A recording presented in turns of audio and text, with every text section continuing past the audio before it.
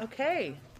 On popular demand and request of the press corps, I'm joined today by Dr. Fauci, who will give a brief statement and then answer some questions. He does have a hard out a little bit after 2, so we're going to get to as many questions as we possibly can. With that, I will turn it over to Dr. Fauci. Thank you very much, Jen. So, as some of you may have heard, the California and San Francisco Departments of Public Health and the CDC have confirmed that a recent case of COVID-19 among an individual in California was caused by the Omicron variant. Genomic sequencing was conducted at the University of California at San Francisco, and the sequence was confirmed at the CDC as being consistent with the Omicron variant. So I know there are a lot of questions, but here's what we know right now.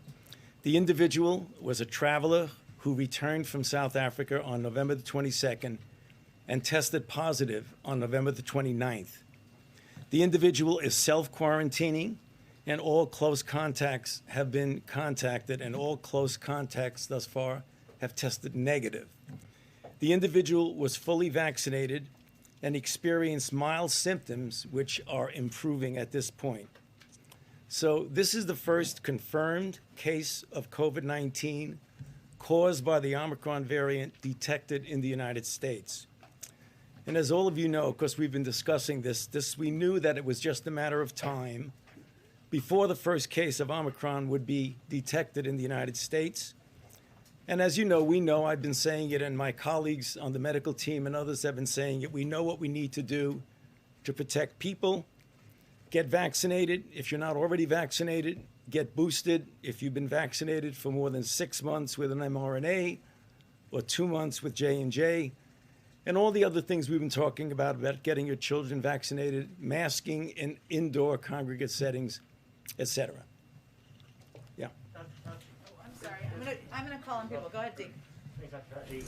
At this point, should Americans be changing anything they do in their day-to-day lives? Are you changing what you do? Is the president changing what he does? No, that's a good question and an obvious question. But if you look at the things that we have been recommending, they're just the same. And we want to keep doing that and make sure we pay close attention to that. And are there other cases that the CDC is investigating as potential Omicron variants in the U.S. right now? To my knowledge, at this point, no. What should we take away from the fact that this person's symptoms appear to be mild at this point, and have all the other travelers on the plane also been contacted? Well, this is what we call in medicine an N=1, which means that you really can't take anything away from a single patient. It is we feel good that this patient not only had mild symptoms, but actually the symptoms appear to be improving. But as we've said, there's a lot of information that is now evolving out of countries like South Africa that have a much larger number of individuals, not only who are confirmed, but individuals who are probables, which means they are going to have a lot of experience, which we will benefit from here as the weeks go by. Some of you have heard me say that in a matter of 2 weeks or 2.5, 3 weeks, we'll know a lot about transmissibility, about whether or not it essentially eludes some of the protection from things like monoclonal antibodies, whether or not the disease itself in general is going to be severe, and what is the difference in an individual who's been vaccinated versus unvaccinated, boosted versus not boosted. We're going to get that information. So again, I appreciate your question about one individual, but we're going to get a lot more information. Caitlin. Thanks, Dr. Fauci. 2 questions for you. One, you said this person had been fully vaccinated. Had they had a booster shot yet? To my knowledge, no, Caitlin. Okay. And under consideration, the CDC is considering having stricter testing requirements to get into the United States, a 24-hour window before taking off, but also is considering having a period of retesting once you get back to the United States. Would that have helped in this case if that was already in place? You know, I'm not so sure, because this person, did what we hope other people would do. They got off, and as soon as they became symptomatic, they went and got tested, and it was positive. And so when do you think those new requirements when it comes to travelers are actually going to be implemented, given clearly this is something that is already affecting the United States? Well, that's obvious, all things that are being considered and under discussion, Caitlin. I don't think I can make any real statement about when and if that's going to happen. Thank you. Dr. Fauci, in addition to any new testing requirements, What about new requirements for self-quarantining for travelers returning to the U.S., which in this case might have made a difference if he was quarantining for 7 to 14 days? But, the recommendation is that the individual would self-quarantine if they are not vaccinated and would also get tested within a period of 3 days. That's a recommendation right now. And can you help us understand why the travel ban is effective right now for those particular 8 countries, especially when Omicron's been detected in other countries, including right here in the U.S.? Well, if you go back and look at when we first found out about these cases that were emerging in South Africa, no one feels, I certainly don't, that a travel ban is going to prevent people who are infected from coming to the United States. But we needed to buy some time to be able to prepare, understand what's going on, what is the nature of this infection, what is the nature of the transmissibility, and we wanted to make sure that we didn't all of a sudden say, it's like anything else, don't worry about it, and then all of a sudden something unfolds in front of you that you're really not prepared for. So we look at this as a temporary measure. Thank you. Dr. Fauci, do you support a vaccine requirement for domestic flights? The president was asked about this earlier this week and said that had not yet been recommended to him. You're his chief medical advisor. Do you think that's something the country should adopt? I'm not so sure we should say that would be a requirement. I would say what I've been saying all along, that we have 60 million people in this country who are not vaccinated, who are eligible to be vaccinated. Let's get them vaccinated. Let's get the people who are vaccinated boosted. Let's get the children vaccinated. That's where we want to go, as opposed to a requirement. Wouldn't some people say that, you have extinguished many of your options to, get those people vaccinated, and this is one of the ways, as the OSHA mandate is held up in court, this would maybe be a way to push more people to get vaccinated? That's a possibility, but I think for the people who are listening to this, we again talk about why it's important to get vaccinated.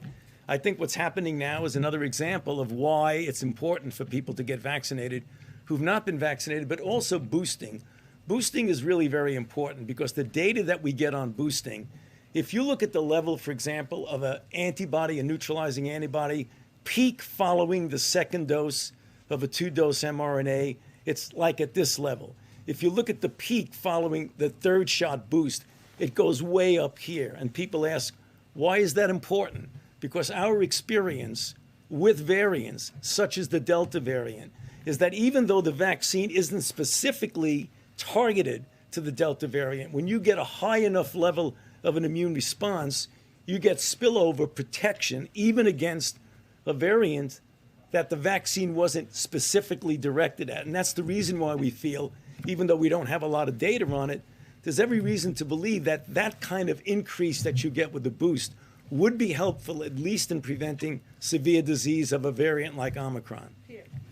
Dr. Fauci, as you know, a lot of Americans right now are shopping for the best sort of booster or whatever they can get. And given the fact that manufacturers and scientists are racing to learn more about this variant and then to modify a vaccine that will more directly combat it right now, first, for those who already received their boost, how long would it be for them before conceivably they could have a new modified booster that would more directly target this? And is there any reason those individuals should wait, given the White House has said it'll be a couple of months perhaps before we have a more modified vaccine that more directly targets it? Great question, because we get asked it a lot and it's a relevant question. So right now, I would not be waiting. People say, well, if we're going to have a booster-specific vaccine, should we wait? If you are eligible, namely 6 months with a double mRNA dose or 2 months with the J&J, get boosted now.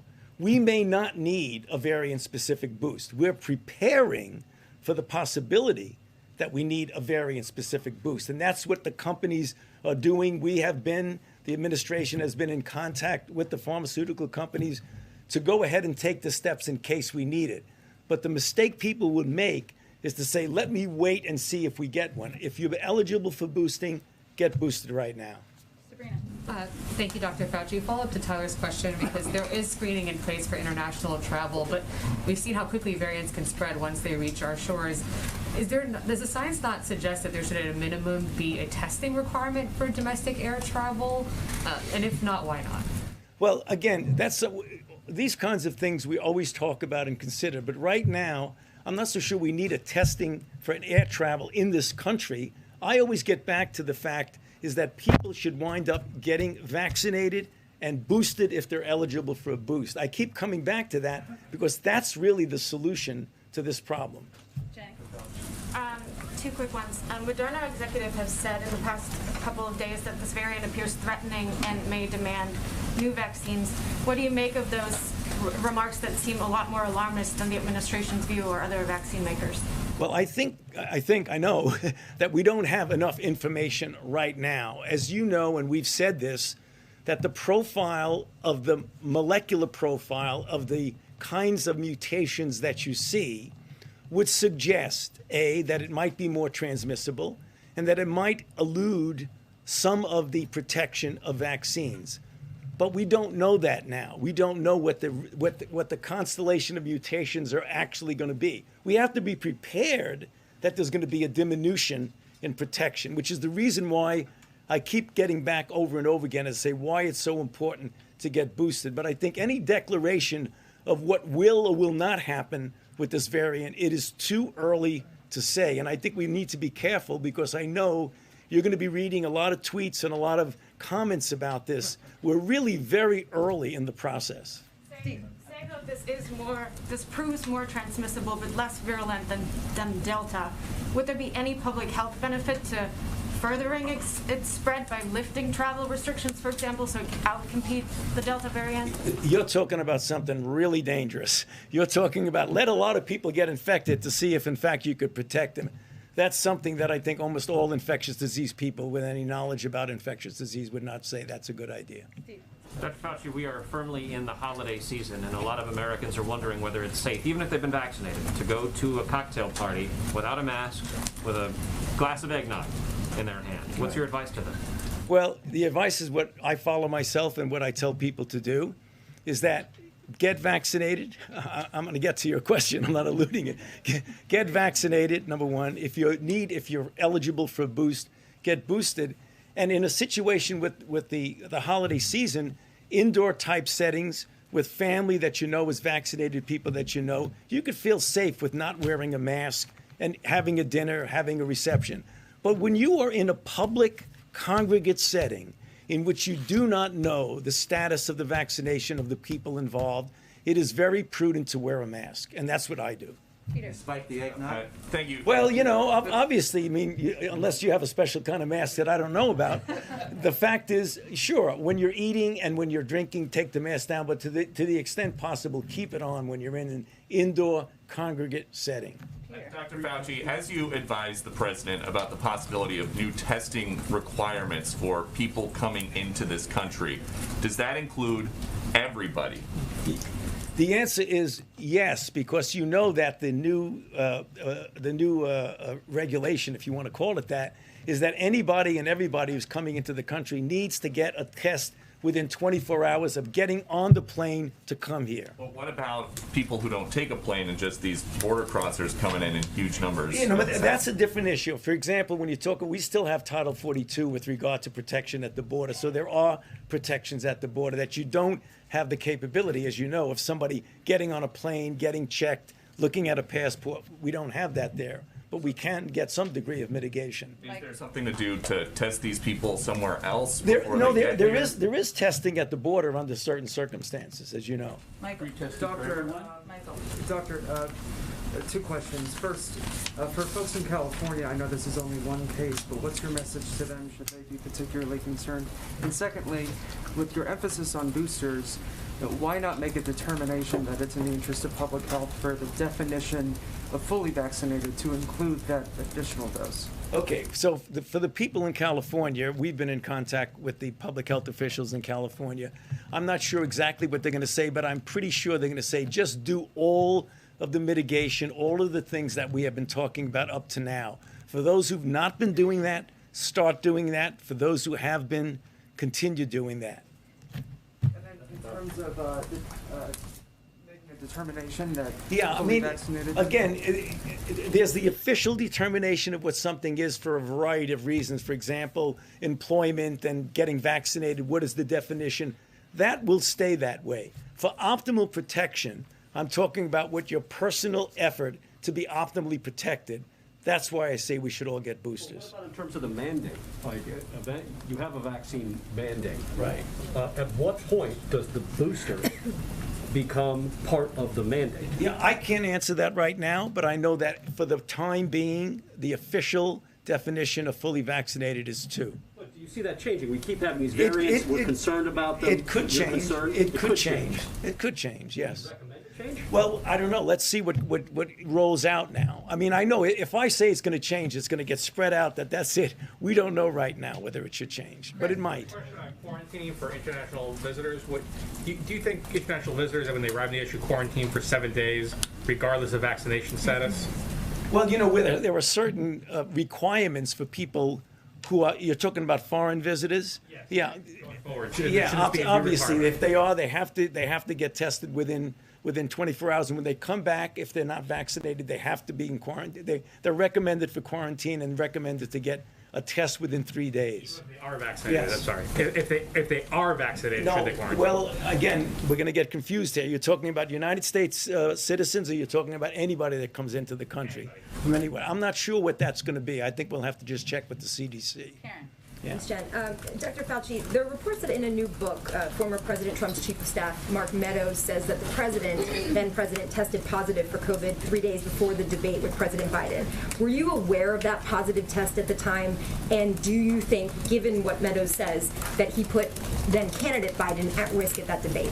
Well, I certainly was not aware of his test positivity or negativity. Do you think he put President Biden? I'm not going to specifically talk about who put who at risk, but I would say, as I've said, not only for an individual, but for everybody, that if you test positive, you should be quarantining yourself. Dr. Fauci, just to follow on that quickly, if I may. President Trump's doctor, who you worked with at the time, Dr. Sean Conley, was aware of that, according to Mark Meadows, who you also worked with during that time. And yet, former President Trump continued to go out in public events. Based on your medical advice, is that something that you would have recommended if he had tested positive? Well, I would recommend to anyone, whether it's the president or any of my patients or any of the people that I deal with, that if you test positive, you should be prudent and quarantine yourself. Christian. Dr. Fauci. Christian. Dr. Fauci, with all due respect, there's 0 case of COVID, of Omicron case in Zimbabwe, in Namibia, in Lesotho, in Mozambique. What justify imposing a travel ban on countries that have 0 case of the Omicron variant? You know, that's a very good question, an important question, and we did struggle with that, but we wanted to see if we could bide time temporarily. So I do hope that this gets sorted out and lifted before it has any significant impact on your country. Go ahead. I think you have to keep going so we can get more people. Thank you, Dr. Fauci. Go ahead. Last week, the governor of New York signed an executive order to postpone elective hospital surgeries to prepare for the Omicron variant. I know that you and your team are being proactive as we try to learn more about this, but do you believe that some states might be going too far too quickly before we know too much? You know, I really don't want to comment on the situation in individual states because there are so many factors from state to state that are different. I don't think it would be appropriate for me to comment whether a state should or should not postpone elective surgeries. And then the president said that we will defeat this variant of the coronavirus, not with lockdowns or shutdowns, but based off of, the tools that we have now. Is there anything that we are, taking into this new variant experience based off of some of the adverse effects of some of those lockdowns? I mean, we just passed, I think, 100,000 overdose deaths for the first time ever. Yeah, I mean, first of all, we always discuss things that we might do to better our preparation, better our response. That's something we discuss every single day. But right now, what I've always said, and I'll continue to say, let's utilize and implement the tools that we have, because if we had done that, if we had the overwhelming majority of people in this country vaccinated and those who needed to be boosted, our vulnerability would be much less than it is right now. Brian, last one, then we gotta let him go. Dr. Fauci, what do you see as an end game? In the 1918 flu pandemic, it eventually evolved till it was less lethal. But there are those who are saying that we're never going to get that far with this virus because we need more people vaccinated. What do you see as the end game? I mean, the end game, which we hope and I think will occur, is that as we get more people vaccinated, not only in this country, but globally, we will see a situation where viruses will not have the opportunity, what they have right now, is to essentially freely distribute and freely circulate in society, both domestic society and global society. The more protection you get with vaccines, the less likelihood a virus has to do that, the less likelihood a virus has to mutate, the less likely you're going to get a variant. So one of the things that we need to do about our long end game is to do the things we've been saying every single day, not only for ourselves, but internationally. And you know, we have done a lot and will continue to do a lot to get low and middle income countries vaccinated. Oh, absolutely. I mean, yeah, I mean, there's no doubt that this will end. I promise you that. This will end. Thank you, Dr. Fauci. Sir, we have to let Dr. Fauci go. I appreciate you. Thank you for coming.